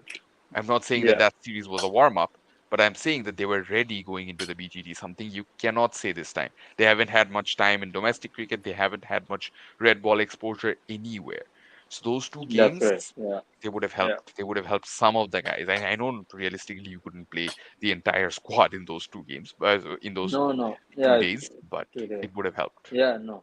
I mean, even if you get one hit out there, just on a different wicket against the same guys, it might just help you with that bit of exposure. You might pick up a little bit of things here and there, just in person playing them. Um, India's second innings, what happened? What changed? Where did the switch flip so fast that there was a 200-run opening stand between Yashasvi Jaiswal and KL Rahul? 161 from Jaiswal, 77 from Rahul. What happened there? Like, where did everything change overnight so far that they just clicked just like that? It was supposed to get easier for batting, and it did. Yeah, More importantly, India took the confidence of that lead. You score 250, you get a 50-run lead. Sorry, you score 450, you get a 50-run lead. That's fine. yeah, That gives you some confidence. You score yeah, 150 and you get any lead. That's different. That's yeah. a different level of confidence. You're feeling 10 steps higher already. Mm. Yeah. And Um. overall, Yeah, yeah. Jaiswal Go on. really made his impact. Like the criticism with Jaiswal Daddy, was that he's not daddy getting runs hundreds away from home, only. Only daddy hundreds. That's it. Yeah. and now he's What do you put make of all that his critics to shame. criticism? What do you make of that criticism? I mean, given someone who scored his first Test 100 in West Indies, there's a lot of chatter about, oh, Jaiswal's not scoring runs away from home. I mean, he's only what, Literally just played 12 one months or series 14 after that. months? That was the South Africa series where no one was getting runs. The conditions were just bad. No. I'm sorry, they were just bad. Yeah, No one was getting yeah, runs. Come on. yeah. No, yeah, I mean, KL Rahul, good to see him get some runs. He struggled in the practice game. He didn't get a lot of runs in both the practice games against Australia A when India A were playing. Didn't get a lot of runs, so he wasn't a sure sharp pick. But I think once they decided they were gonna blood both Nitish Kumar Reddy and Harshit Rana, they weren't gonna risk another um, debut at the top of the order. So they went KL Rahul instead of Eastwaran. And I mean, the guy showed why there is so much promise behind him, so much support, so much talent in him. It just has never kicked on as everyone would have hoped. But I mean, for the Indian cricket purists, you can hope that this is finally the coming of age for KL Rahul that makes it happen. Because I mean, once Shubman Gill comes back in, does he stay at three? I doubt it.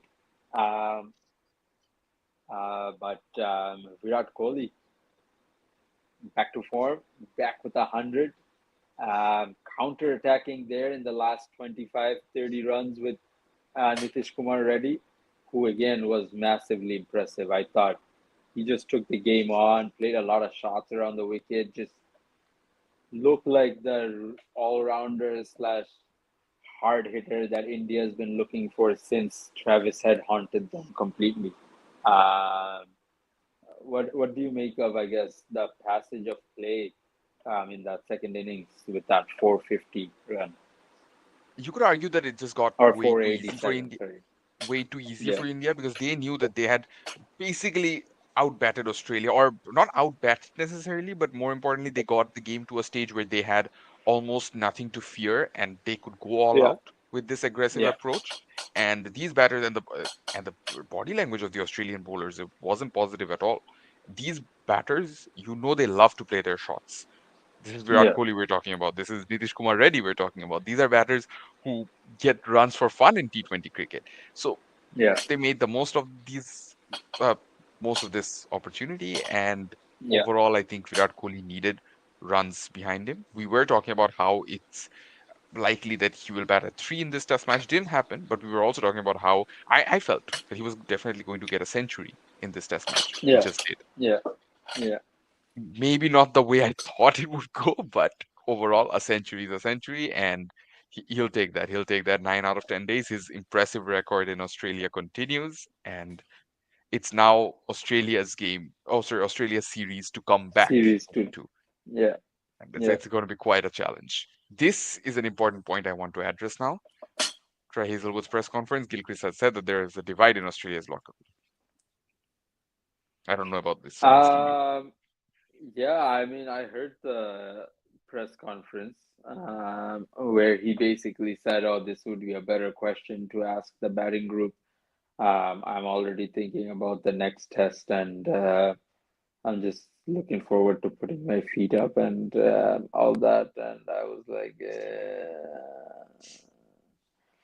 it's never good when a player.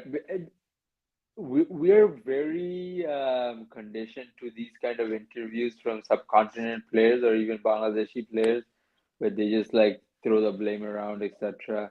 Australia team has never been like that, but I can feel like from a player perspective, when he was asked that question, I feel like, he has his rights to feel disheartened or feel like, they've done that work to restrict India to 150, and these guys who are picked as primary batters in the squad can't even go out there and, survive a little or something like that.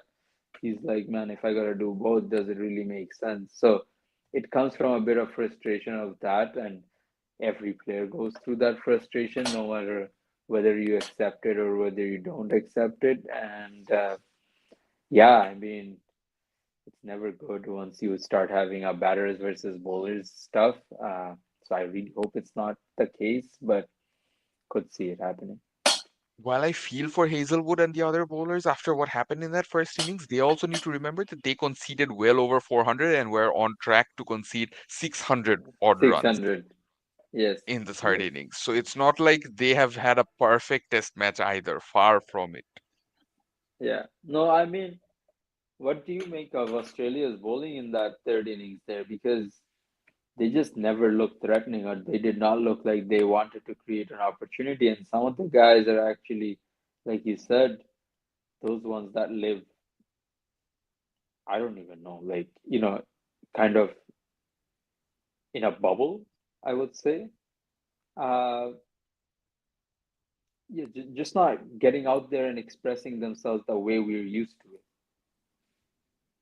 Australian bowling attack has had this problem at home where if you do somehow start succeeding against them, they don't really have too many plans or too much to do against Yes. you. Yeah. Brad Haddon had mentioned this, that, once they start feeling the pressure or people start attacking them, they just go into a shell, Shell. and they start getting defensive. They're Enough not used to runs start have coming this up. happening at home. It's one thing when it happens in India or Pakistan or Yeah, in conditions where where they don't get as much of an yeah. advantage. But over here in Australia, no, no, no, no, no. They are not used to this. Uh, where does the series go from here? Because, like we said, Australia's second innings, pretty much same stuff with that top order. and Big Travis Head got an 89, 90, something like that. Sorry, let me check. Yeah, 89 from 101 deliveries. Mitch Marsh 47, Alex Carey 36. Um, and then nothing else really outside from that. Nathan McSweeney had to face the first ball in that second innings. A lot of chatter on social media about how Khawaja threw him under the bus, etc., etc. Oh, what do you make of that? Throwing the new guy out there. I mean, you're both openers. Someone's got to do it. So I understand it from that perspective. I don't think there's too much to read into it. Same. Because see, if you're opening, there's a very good chance that if you don't face the first ball, you're going to face the second ball. Jasprit Bumrah is not going to become a bad bowler by the time he bowls the second delivery. Mohammad Siraj is not going to become a bad bowler by in Australian conditions by the time he bowls the Yeah, second or third delivery. No, no, no. I don't think yeah, it makes that big of a difference if you think that this is throwing him under the bus. If anything, asking him to suddenly open is throwing him under the bus. he's throwing him. Regardless of whether he Exactly. plays the first ball or the second ball, he's going to have trouble. If you want to be patient Yeah, with him, be patient with him.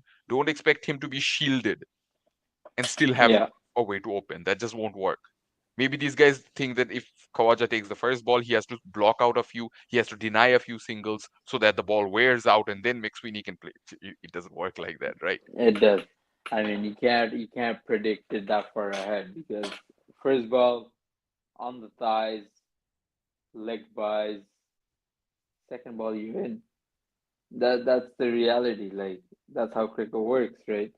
Uh, but yeah, I mean, I'm glad Travis Head just keeps playing the way he does. No two ways about it. But yeah, I mean, Bumrah three for, Siraj three for, Marnus out, shouldering arms, and then reviewing. Is he a worse reviewer than Shane Watson? Arguably. I mean, Watson's whole thing was he would review everything, literally Yeah, everything, and everything. he would be plumb in front a lot of times. Like the way his approach of planting his front foot all the way Yeah, forward all the meant that he was yeah, always going to be an LBW candidate. Right now, yeah, Labuschagne isn't doing himself any favors. He is putting himself. He doesn't have the same technique as Watson, of course, but he's putting his pad first a lot of times. He's trying to shuffle across the stumps, which is not helping. His front foot movement is not what it used to be early on in his yeah, career, and I don't see him. It's not just the LBW issue. He genuinely has a lot of things to sort out, and it has to be done quick. Otherwise, it doesn't matter if in the next game he gets bowled or caught behind or whatever. He just has to do it quick to sort himself out or sort his game out. So the last thing I want to talk about from this test match is four matches to go, 9 days break in between. But by the time we get to the fifth test, do you see everyone who has played this first test to be a part of even the squad by the fifth test for Australia? Ooh, that's a good question.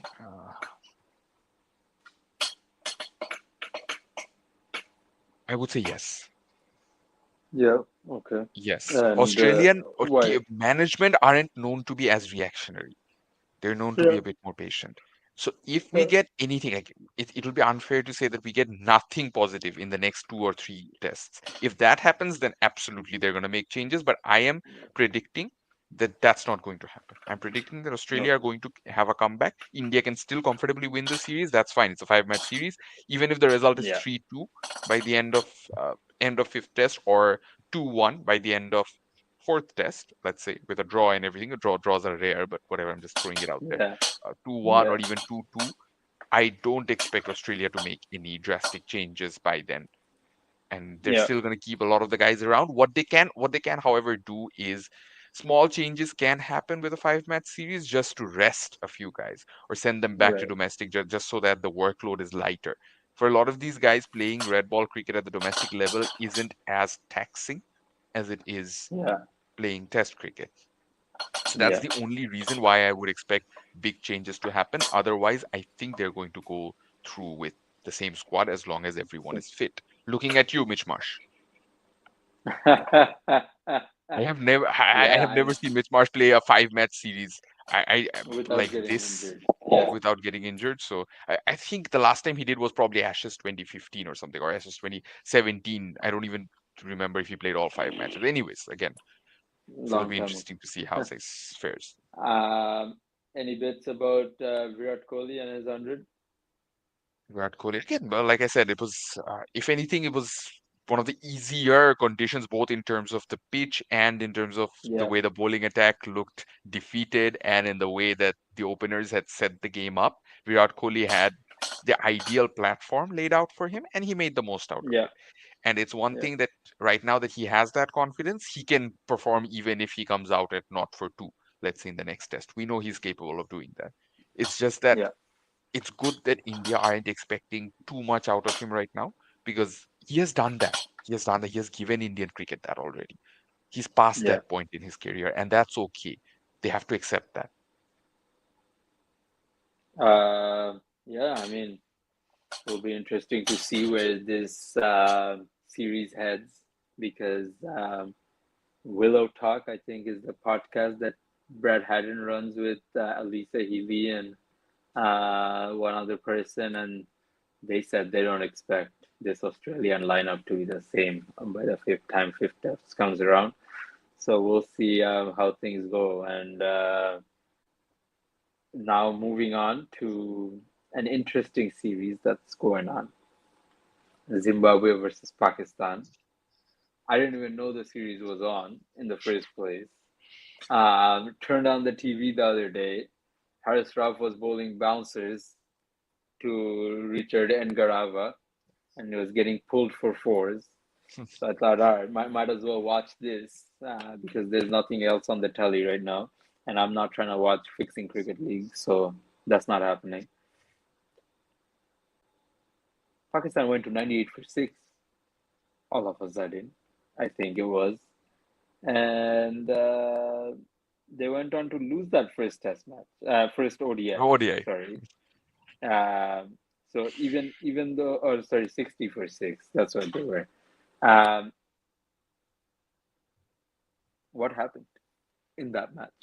Because Pakistan just seemed like they were nowhere, and I mean the DLS didn't really help, but they weren't chasing down 205 with They were six going to down. lose anyway.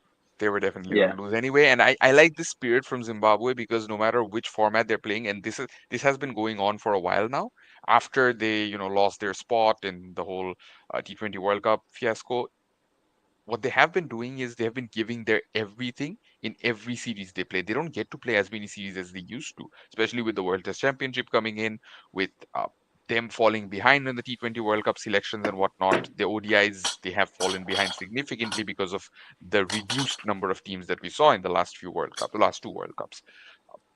Overall, they don't get to play as much, and when they do, they give it their everything. This was another example of that. Sikandar Raza, once again, the hero for Zimbabwe. Overall, I don't think anyone should be too harsh on Pakistan either because what everyone's been calling Pakistan out to do, they've finally done that. They've experimented. They've tried a different formula or a different setup against the Zimbabwe what lineup. what's kind of, I guess, the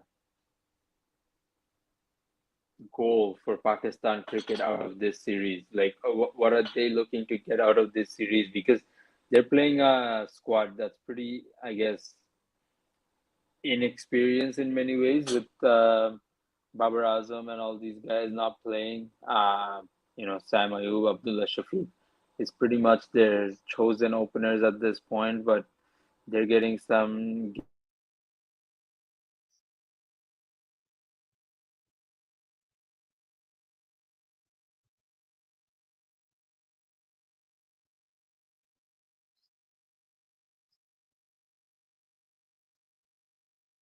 I think we lost connection with Fardin, and he's back. Hello, sorry. I don't know what happened, but I didn't expect this to happen at 1:30 a.m. at night, but okay. Um, yeah, I was gonna ask, what do you expect Pakistan's goal is through this series? Because they're obviously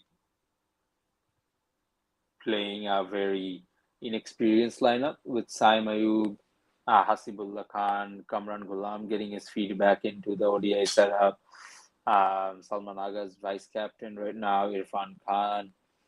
Uh, I yeah, what is the goal right now? And the funny thing I want to also point out is so many people complain about the fact that why is Babur always playing Zimbabwe series, this, that, etc. Now that he's not playing this series, people are like, they should have played. Pakistan should be playing their best 11 for all matches for now till the Champions Trophy, no matter what. Either you want one or you want the other. You can't want both. It doesn't work like that. So I guess yeah, I guess um, besides the bench strength that they're testing out, what is Pakistan trying to assess out of this series with Zimbabwe? And strength and who is ready right now for international cricket. They have a decent domestic setup. They get guys from PSL all the time. They just don't know who is ready.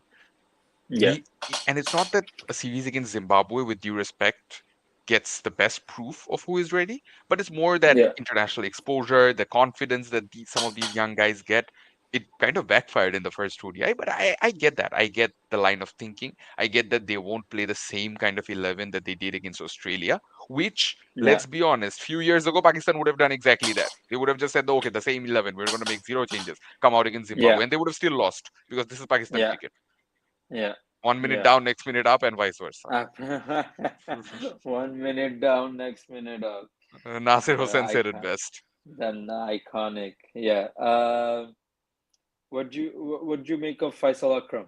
Um, in that first match, it was his debut, I think, in that first game.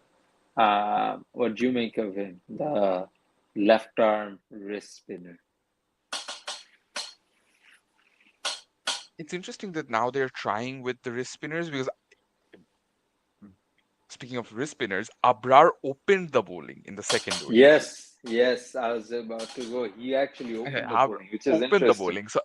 So it's very interesting. They're experimenting with these new wrist spinners because I think they're trying as quickly as possible to move on from Shadab Hmm. Khan and Usama Mir and all those guys who were wrist spinners but never really turning the ball, wrist spinners but never really doing anything with the ball, to be Yeah, honest. And yeah, sometimes with their accuracy and even subtle variances, they could trouble the batters, but not as consistently and definitely not in the big tournaments. I think that's what they're yeah, moving away from and going into these young bowlers who could be feisty in a sense that they can do things which a lot of the experienced bowlers can't, and they can do things which can trouble the opponents. And that's how Pakistan yeah, got their success. You have to remember how young someone like Saklain Mushtaq was when he found his peak, and how young he actually retired.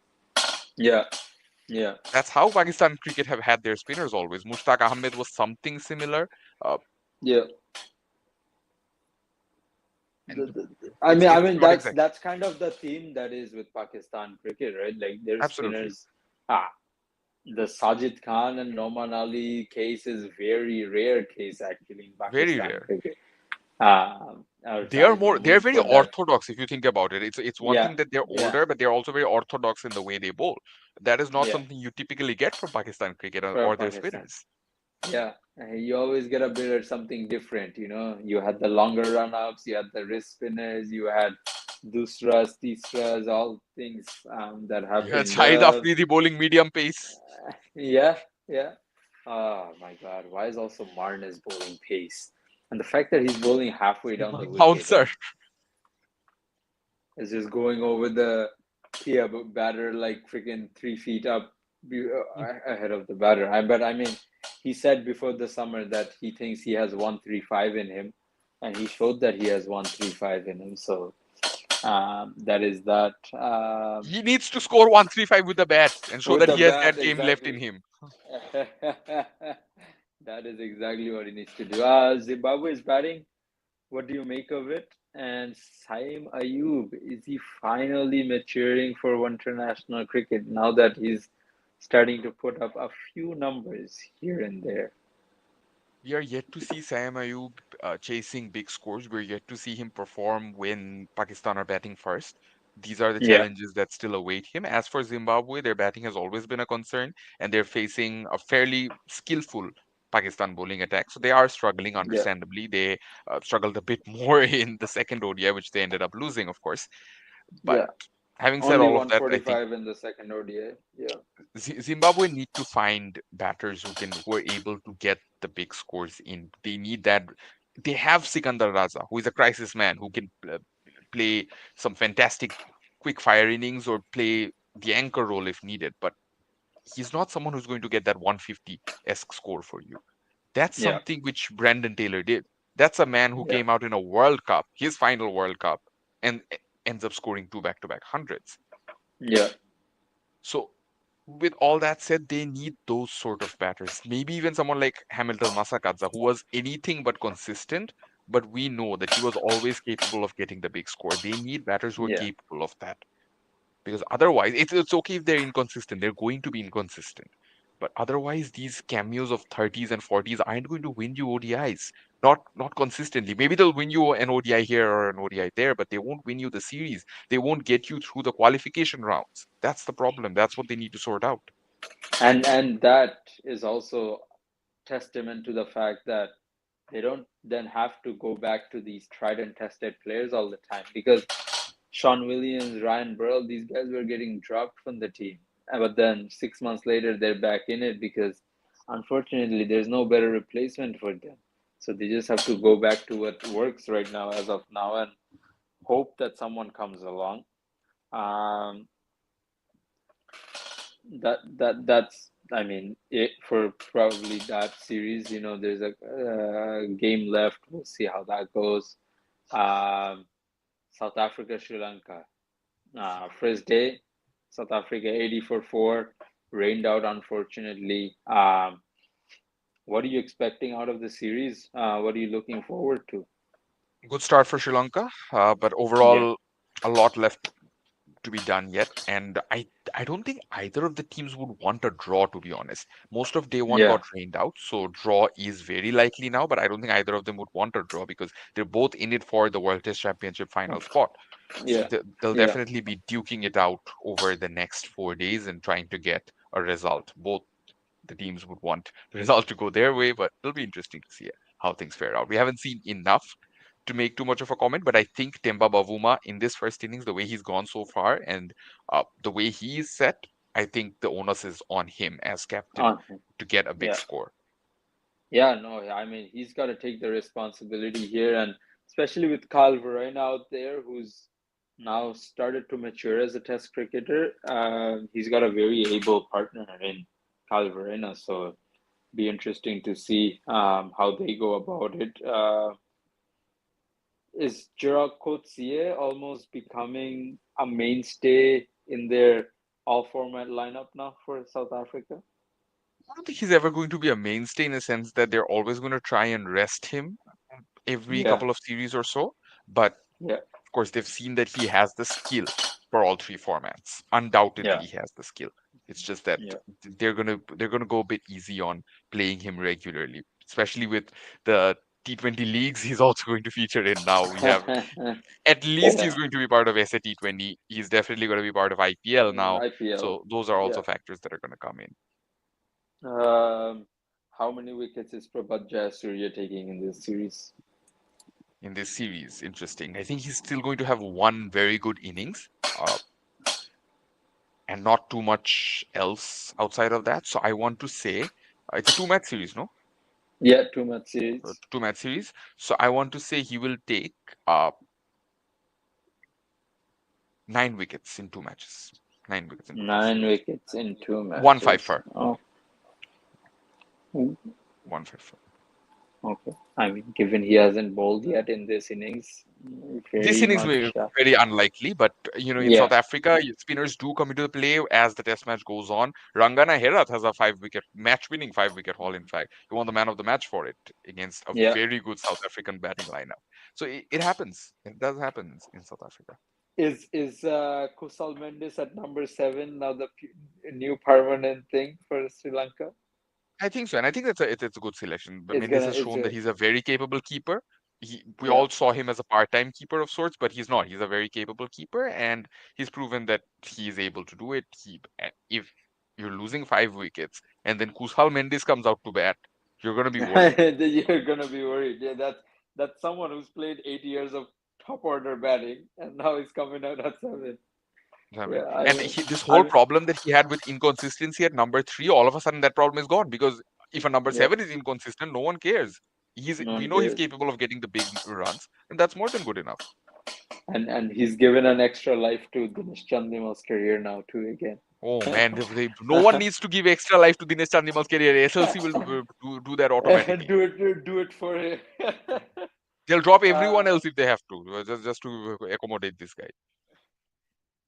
couple of debuts coming up in New Zealand, I mean England. That's starting in a couple hours now. Um, Nathan Smith debuting for New Zealand. Jacob Bethel debuting for England. A lot happened in that last series between New Zealand and England. What are you expecting out of this one? Stakes are higher this time for both, Yeah, not for both teams necessarily, but for New Zealand, stakes are definitely higher, and England would want to prevent that, if anything. yeah, yeah. So it'll be very interesting. I The mean, last game they played against each other was a very high intense game, and it was yeah. Neil Wagner with that Last ball. last ball wicket. Uh, Yeah, I really do miss Neil Wagner in these New Zealand miss games. that guy, man. Miss that guy. That enforcer. They're trying to make Will O'Rourke, I guess, the enforcer now, or maybe even Nathan Smith the enforcer. But that left arm angle just coming at your body, just looking to freaking literally floor you every delivery was just a different beast. Yeah, I missed that beast, honestly. Uh, what's, I guess, the next steps for England cricket after this series? They haven't had a good WTC, where, I mean, they haven't made the finals of the WTC. They're pretty much out, I think, already of the contention for WTC final, if I'm not wrong. So, where does Rob Key, Ben Stokes, and Brendan McCullum go from here? It's a rebuilding phase again, a bit of a rebuilding phase, just because they're trying to sort some things out. Like the whole baseball mantra, it prepared a young generation. It prepared a generation Yeah, that'll be there after Stokes retires, after Jimmy Anderson has already retired, Stuart Broad has already retired. So they have prepared a sort of a setup just to have yeah, guys covering up. Johnny Bairstow is gone. Joss Butler is very unlikely to ever make a test comeback now. yeah, And yeah, I think they've prepared some very good young guys, including what probably best prospect for me is still Jamie Smith. yeah.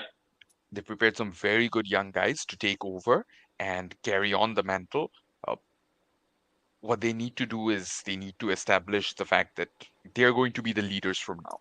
They can't keep looking at Ben Stokes No, whenever there is any trouble. They now have to it's take take 10 responsibility. responsibility. Yeah, Yeah. I agree If Ben 100%. Stokes, even at this point, Ben Stokes is at a point of his career where he could even literally play as a specialist captain, and the young guys will have to accept that and say, Yeah, okay, yeah, we are the ones who are going to okay. put our hand up. And eventually, Yeah, within this summer, I genuinely think within this summer, we might start the proper discussion that this might be the end of the road for Ben Stokes. A fast bowling right. all rounder doesn't really have that sort of a longevity in Test No, cricket, no, unfortunately, and that's okay. He yeah. has done his part. No, I mean, he's lived it out. And he's done so much that it'll be talked about for years and years to This come. decision to have Bethel at three, trust me, a few years ago, Joe Root would have just said, no, I'm going to go promote myself I'm as doing, captain. I'm going to promote myself yeah, and bat at three and take the responsibility, which was great at the time. But right now, yeah, England know that they can't afford to just keep going back to Root because even if Root no, performs, it's not really an answer anymore to that yeah, number three exactly, worry or yeah. that middle order You concern, need a whatever it new is. you need a new cab off the block, right? And that's the I mean they were hoping to get a new cab off the block with Jordan Cox, but he got injured, and yeah, I mean Bethel, right place at the right time, and a lot of things can happen. Shoaib Bashir, first time obviously in New Zealand.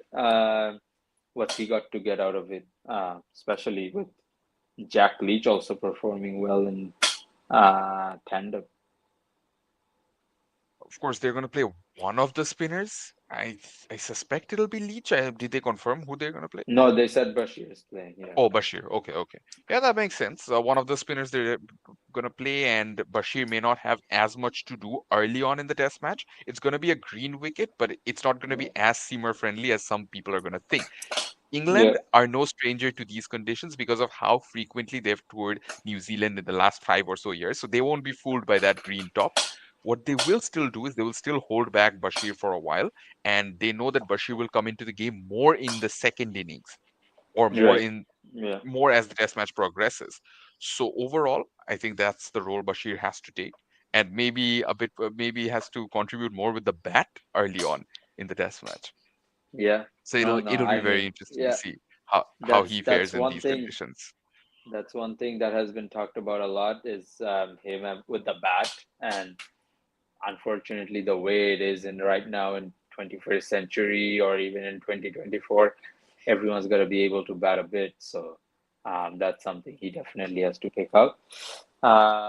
Before we finish, quick shout out to the Bangladesh women's team on their victory today. Uh, Yeah, Started there off was really some slow. criticism about the slow start, but in women's Yeah, cricket, yeah. slow start isn't unusual.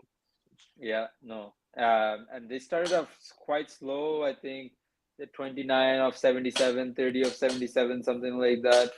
But no, I mean, they got the win at the end, 98 all out, I think, Ireland women's team.